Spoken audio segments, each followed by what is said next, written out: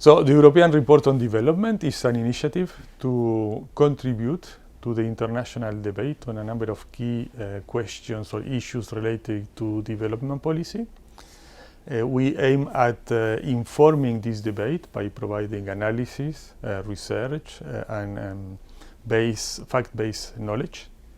We also aim at bridging the gap between the research and policy making, between those who are thinking and those who are taking decisions. So this is basically the aim of this initiative. Although it is a report financed by us and these member states, is an independent report.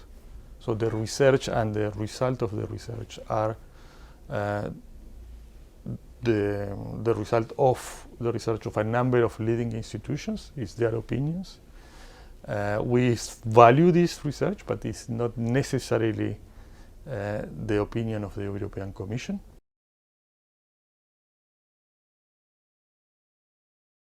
The problem is not really an overall shortage of funds, an overall shortage of finance, but rather how to mobilize all potential sources of financing that exist and how to use this financing in the most efficient way. So I think this is one of the interesting messages coming out of this report. Second one is that countries of different levels of development have different structures for financing their development. Countries at the earlier stages of development may focus more on ODA, but as they develop, other sources is coming to play: private sector, foreign direct investment, remittances.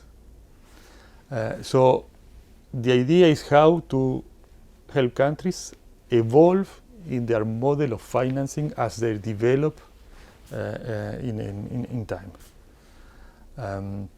A third message that I think would be very useful in this report, or a third finding, is that policies are indeed also very important, and there is an interlinkage between the policies applied and the financing in both ways. Because on the one hand, the policies you apply will determine the ability you have to find different sources of financing.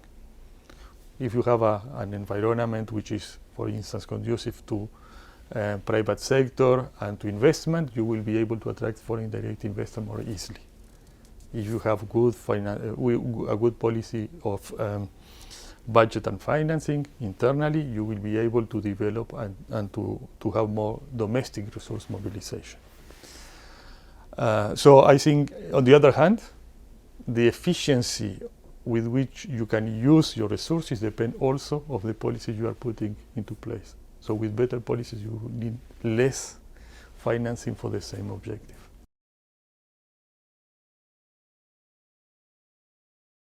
The European Report on Development this year is really very timely.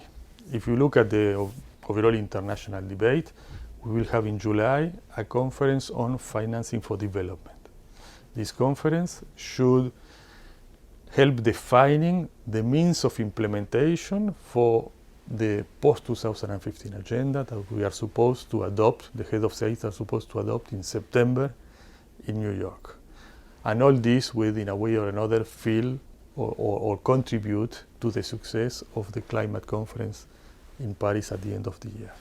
So what we are discussing now is how we are collectively, as the international community, going to mobilize all means of implementation needed for implementing the post-2015 agenda. And this includes financing and policies. And within finance, domestic finance, international finance, private finance, official finance. And I think to inform this debate, this report is really timing and couldn't be in a better moment than this one.